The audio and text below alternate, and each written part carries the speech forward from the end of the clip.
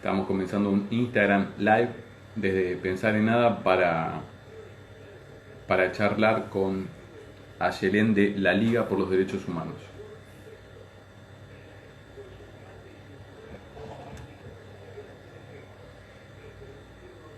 Mientras tanto, en la radio está la tanda.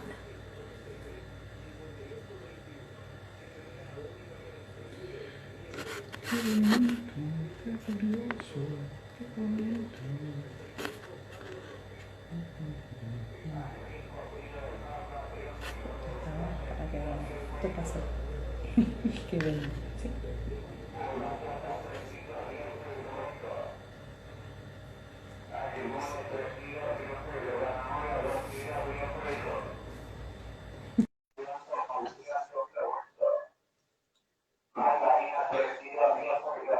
Bueno, muy bien.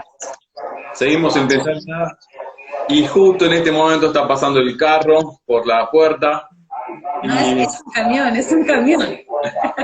así que bueno, vamos a tratar de hacer lo posible para charlar. Espera que pase. La saludamos mientras a Ahí está. Ayelén, que ya está del otro lado, y vamos ¿Cómo a saludar. andan? ¿Todo bien? ¿Qué tal? Ayer vamos a presentarla para la radio también. Vamos a arrancar así después en todo caso vemos si podemos editar. Muy buenos días a Yelén de la Liga por los Derechos Humanos, te saludamos Elena y Diego para este Pensar en Nada. ¿Cómo andan? ¿Todo bien, Elena? ¿Cómo andas, Diego? Un ¿Qué placer tal? estar acá con Bien. ustedes de nuevo. Igualmente para Bueno, nosotros. ¿cómo anda? Están laburando a full con a ligar también, ¿no? Con el programa de radio de la Sí, Liga. exactamente. Sí, nosotros estuvimos durante el verano pensando esta idea de desembarcar en la radio para comunicar también lo que la Liga trabaja y para también tener una voz más de los derechos humanos en un medio que tenga bastante alcance. Y Bueno, bueno, muy bueno. iniciamos en Radio Rebelde y justo coincidió que el primer sábado fue el primer sábado de la pandemia. Así que llevamos 13 programas, los 13 haciéndolo de manera remota y bueno, con algunas complicaciones, no es tan sencillo, somos ¿Cómo nos militantes, no hacemos? somos profesionales, entonces es un tema. Pero bien, la verdad que muy bien, muy contentos con esta experiencia. Bueno, buenísimo. Bueno, nosotros queríamos conversar con ustedes, charlar o volver a conectarnos porque, bueno, se dieron en estas últimas semanas algunas situaciones mediáticamente conocidas de violencia institucional y queríamos charlar con ustedes para también saber cuál era la visión, la mirada de la Liga. La semana pasada pudimos charlar con la directora de Derechos Humanos acá de Merlo, donde también estuvimos hablando un poco de la violencia institucional, pero hacíamos un repaso de en general, ¿no? Arrancando por el asesinato en Estados Unidos de George Floyd, hasta repasando el caso de la familia Cuom en Chaco, el asesinato Luis Espinosa. Luis Espinosa en Tucumán.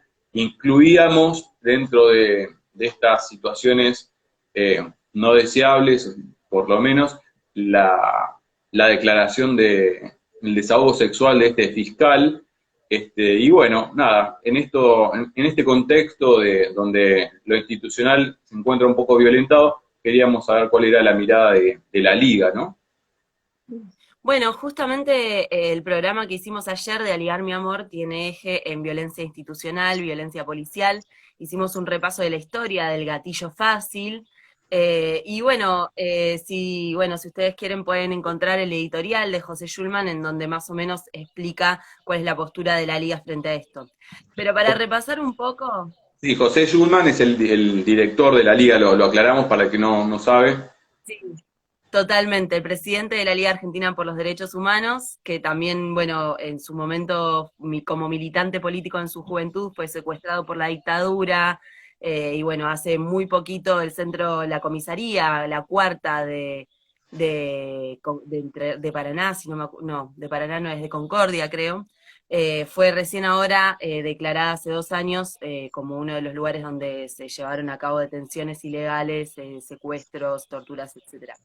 Pero bueno, como para venir al tema de violencia institucional, Bueno, la Liga, digamos, desde siempre, imagínense que en el 87, cuando fue el caso de donde la policía de bonaerense asesina a 3 chicos que estaban tomándose una birra en una esquina, ese fue el primer caso que fue tipificado como gatillo fácil. Y también resulta que fue el primer caso que fue que la gente, la sociedad, justamente en Budge, en Ingeniero Budge, salió a reclamar justicia. Dentro de ese contexto, el compañero Toto Zimmerman, que era en su momento abogado de la Liga, acuña el término gatillo fácil, que lo trae de los escritos de Rodolfo Walsh, en donde habla de, bueno, de con qué gatillo alegre le ponía a él, porque bueno, era como de esa tranquilidad con la cual el policía estaba, digamos, pareciera habilitado a gatillar sobre la cabeza de cualquier persona que considerara delincuente, bueno, digamos, de acuerdo a los parámetros morales que es con lo que están formadas las fuerzas en Argentina. Entonces, bueno, hicimos un repaso sobre eso y la verdad que la posición de la Liga sigue siendo la misma que cuando en el 87 asumimos la defensa de la familia de esos 3 chicos. Tiene que ver con que las fuerzas de seguridad, las fuerzas armadas están, digamos, adoctrinadas de una manera tal que ven, bueno, las manifestaciones como un monstruo, digamos, al cual hay que reprimir, lo vivimos durante los 4 años de macrismo. Justamente ayer me causaba un poco de gracia porque decía, hace 4 años, o hace en realidad un año, cuando salíamos a las manifestaciones, cuando salíamos a la calle, el kit de la militancia era bicarbonato de sodio, limón, un trapo para taparse la cara, y ahora estamos con un nuevo kit que tiene que ver con esto de la pandemia, que tenés que salir con un alcohol en gel, que no tenés que te tenés que dejar toda la ropa cuando entras a tu casa, bañarte, etcétera. Digo, cómo, digamos, la calle es un ámbito que todavía los pueblos no podemos tener total soberanía, me parece, tal vez. Pero bueno, digamos, con respecto a lo de gatillo fácil, nosotros estamos actualmente también impulsando desde Salta, también que hay muchos casos de gatillo fácil, junto con la Comisión de Familiares de Víctimas de Gatillo Fácil, distintos tipos de juicio, distintos tipos de figuras legales en realidad, como para constituirnos en querella, constituirnos de distintas maneras y poder avanzar para construir un poco de justicia para esas familias. Que en realidad la verdad es que esos chicos ya no están más, esos chicos ya fueron asesinados, esas familias, esos amigos nunca se van a olvidar de ese episodio y es muy difícil tener justicia cuando te sacan la vida. Pero sin embargo, digamos, creemos que este reverdecer que hubo después del caso de Floyd, que un poco expone lo que es el neoliberalismo, un poco expone cómo están trabajando las Fuerzas Armadas en todo el mundo, nos parece un momento propicio para justamente hablar sobre qué es lo que creemos que tiene que ser la sociedad argentina, cómo tenemos que construir la sociedad argentina para esta pospandemia, y ver un poco de qué manera podemos combatir desde las organizaciones, desde los movimientos sociales, desde la militancia política y social de derechos humanos, en nuestro caso obviamente, un mundo en donde justamente la violencia institucional no sea moneda corriente, porque lo que pasó con la familia Cuom es lo que pasa todos los días. Lamentablemente es así y no es exagerado plantearlo de esa manera. Vivimos en una sociedad en donde la verdad es que, si bien ahora, gracias a la democratización del acceso a la comunicación, las redes sociales, otro tipo de difusión del contenido, hay muchas cosas que se pueden difundir y efectivamente de esa manera hacemos que la conciencia, la subjetividad de la gente cambie, planteando, bueno, no puede ser así. Porque si no, nos valemos solamente de los medios grandes, hegemónicos de comunicación, y eso es un problema, porque no dejan de defender lo que es la opinión de sectores poderosos predominantes que en general están vinculados a los sectores más propietarios. No estoy hablando del que tiene una casa, ni el que tiene dos, ni tres, estoy hablando de los sectores propietarios de verdad, por ejemplo, la familia Vicentín, digamos, para hablar de otro sector propietario. Ese tipo de propietarios estratégicos son los que hacen que hoy un policía como Chocobar, que son millones y que tienen otros apellidos, esté caminando por la calle libremente. Ayer en el programa de radio hablábamos con la tía de Rafita Nahuel y nos decía que el asesino, el que se presunta que es el asesino material en realidad del disparo, el responsable del disparo por la espalda al Rafa, está libre, está caminando en Buenos Aires libre. Entonces, ¿cómo puede ser esto? Estábamos hablando con Sergio Maldonado y nos comentaba, claro, digamos, todavía no se avanzó con el juicio, el puesto 42 de Gendarmería sigue ahí abierto, las mismas camionetas que pueden haber trasladado a Santiago de un lugar al otro son las que están hoy circulando por la calle. Entonces, bueno, de eso se trata un poco lo que desde la Liga planteamos. Primero, poder conocer qué es el gatillo fácil, qué es la violencia institucional, y cuando hablamos de violencia institucional lo hacemos desde una amplitud bastante grande, porque también consideramos violencia institucional no poder acceder a la salud, es violencia institucional, la violencia que ejerce el Estado desde cualquiera de de sus dispositivos. Entonces también tiene que ver con eso, y bueno, digamos, por eso tratamos de hacerlo bien amplio y luego llevarlo a los casos concretos, digamos. Ahí cuando decías, Yelén, que siguen impunes y siguen caminando por la calle los asesinos y todo, digo, también el Estado, en lugar de dedicarse digamos, a pensar cómo mejorar, o mejor dicho, cómo que no se cometan estas violaciones, o sea, del aparato del Estado, ¿no? Hay que ver quién está en el gobierno, digo, también se dedicó a armar una red de espionaje, pensando, ¿no?, en que, digo, el tiempo de estar dedicado a, bueno, a ver, hacer una mejor policía, no, lo dedicó a espiar a propios, ajenos, o sea, como, bueno, en qué se ponen los recursos y la mirada, y ustedes también están en el tema de la red de espionaje. Es que, chicos, recién estaba leyendo página 12 y hasta filtraron, o sea, estuvieron espiando conversaciones con el Papa, o sea, es como que, ¿qué seguridad podemos estar teniendo nosotros en el uso de nuestros dispositivos si le pinchan al Papa las conversaciones? Es como absurdo, es demente. Y sí, efectivamente, a nosotros nos espiaron. La verdad es que la Liga no es una novedad que nos estén espiando. Sí, es una novedad que salga al descubierto, que lo conozcamos y que podamos constituirnos de alguna manera en querella, que es lo que estamos tratando de hacer ahora, porque no es solamente que espiaron a los de la Liga, porque de última ya sabemos a que cada uno sabe a qué se expone cuando inicia una militancia que tiene que ver con cosas tan graves como los delitos de lesa humanidad, como, nada, ponerse del lado del pueblo. El tema es que también espiaron a todas las personas que han ingresado a la cárcel con la Liga durante estos últimos por lo menos 3 años a visitar a los presos políticos. Yo el otro día estaba haciendo cuentas porque justamente en esa parte específica es donde me toca trabajar en la Liga, y son alrededor de 9.000 personas las que ingresaron durante estos 3 años.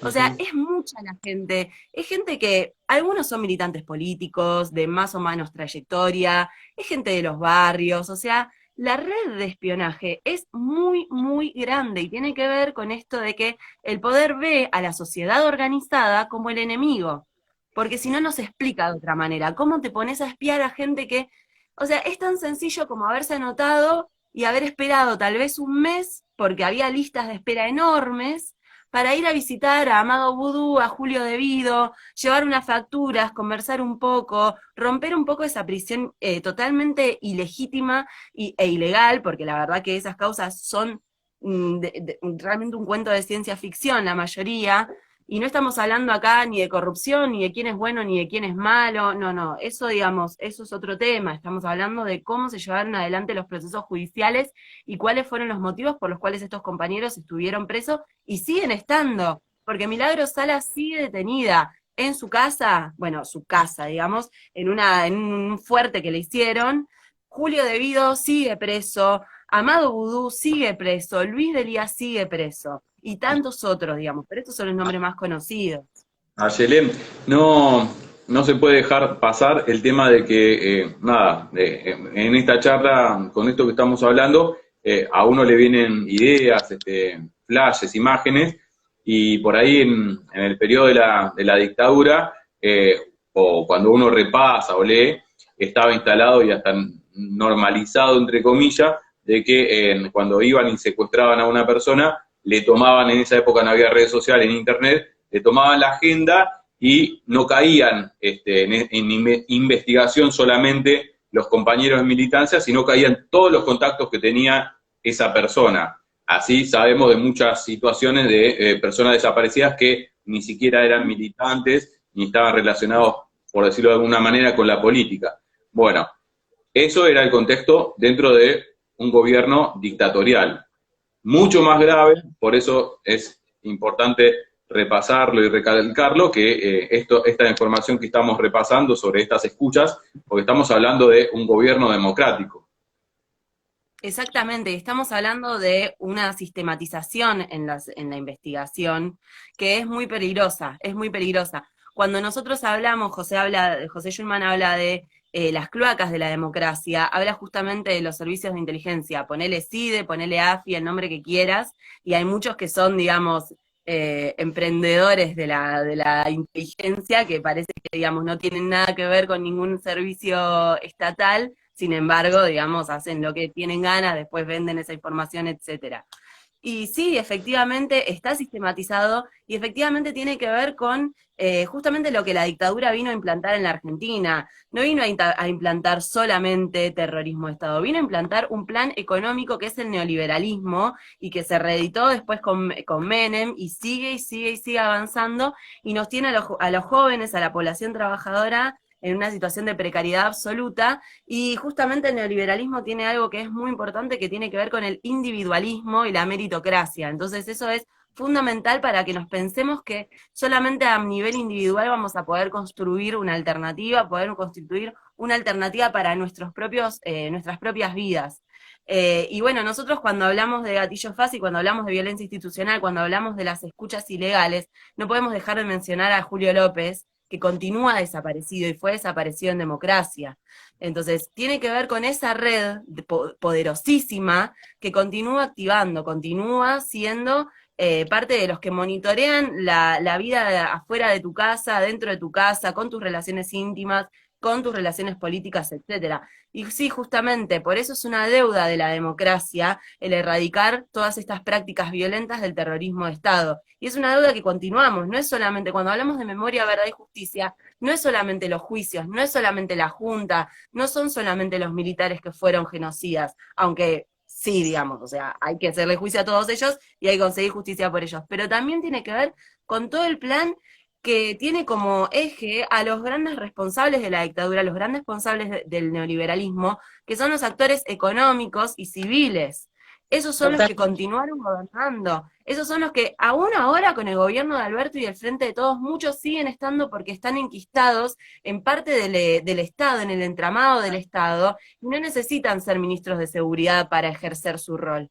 Eso es un peligro, y eso es a lo que creemos que este gobierno, con todos los movimientos que están teniendo ahora, está intentando apostar a trabajar. Nosotros vamos a apoyar firmemente todas las acciones que tengan que ver con democratizar el acceso a la justicia, con acabar con el lawfare, con generar una vida digna también para la población penitenciaria, y por eso saludamos con mucho optimismo, pero sin ningún tipo de estupidez, la cantidad de acciones que efectivamente tuvo el gobierno en estos últimos tiempos, desde que Cristina se constituyó como querellante en las espías, que eso es muy importante porque es Cristina, pero es la vicepresidenta de la Nación, hasta que, bueno, ahora se quiere constituir también Larreta.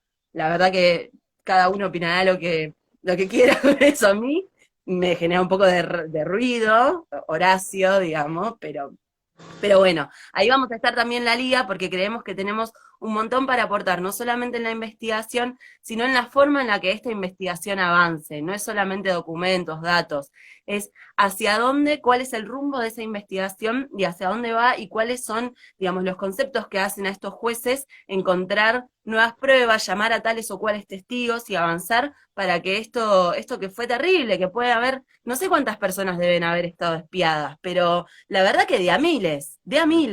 Clarísimo, Ayelén, clarísimo. Gracias por completísimo el panorama, el informe, los conceptos. Y bueno, seguimos en contacto en cualquier momento para profundizar todos estos temas, ¿eh? Y ver cómo sigue todo esto. Buenísimo, compañeros, muchísimas gracias y éxito en el resto del programa. Un saludo enorme. Un abrazo. Un saludo, gracias a vos. Bueno, era Ayelén Beger de la Liga por los Derechos del Hombre, hablando con nosotros sobre violencia institucional. Cortamos este Instagram, vamos a la tanda de la radio y volvemos para la próxima charla entrevista.